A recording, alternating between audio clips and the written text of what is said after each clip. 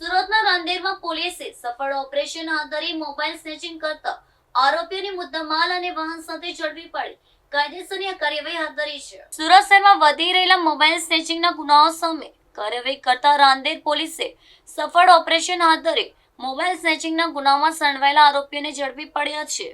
શહેરના વિવિધ વિસ્તારોમાં રાહદારીઓ પાસેથી મોબાઈલ આંચકી ભાગી જવાની ઘટનાઓ સામે પોલીસે લાલાક કરી છે. રાંદેર પોલીસ સર્વેલન્સ સ્ટાફની ટીમ વિસ્તારમાં પેટ્રોલિંગ હતી તે જ સમયે ચોક્કસ બાતમી મળી હતી. બાતમીના આધારે પોલીસે તાત્કાલિક વોચ ગોઠવીને શંકાસ્પદ ઇસમોને કોર્ડન કરી ઝડપી લીધા હતા. આરોપીઓની પૂછપરછ દરમિયાન તેમની પાસેથી ચોરી અથવા આંચકી લીધેલા અનેક કિંમતી મોબાઈલ ફોન રિકવર કરવામાં આવ્યા છે. આ ઉપરાંત ગુનામાં ઉપયોગમાં લેવાયેલું વાહન પણ પોલીસ દ્વારા કબજે કરવામાં આવ્યું છે. આરોપીએ રાંદેર સહિત આસપાસના વિસ્તારોમાં મોબાઈલ સ્નેચિંગની અનેક ઘટનાઓને અંજામ આપ્યો હોવાની કબૂલાત કરી છે.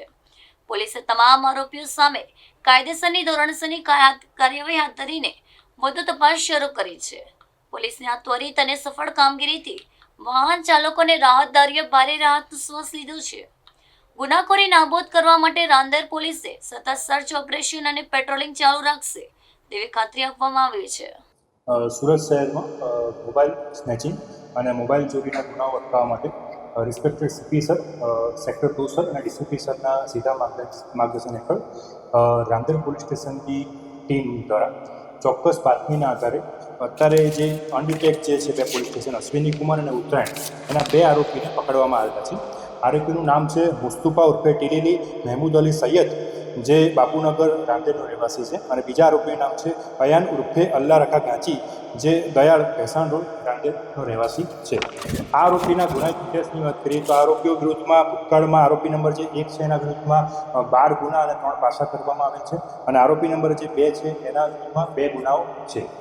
આ આરોપી પાસેથી મુદ્દામાલમાં ટોટલ 1,35,500નો મુદ્દામાલ જપ્ત કરવામાં આવ્યો છે, જેમાં 5 મોબાઈલ અને મોટરસાઇકલની નો સમાવેશ થાય છે.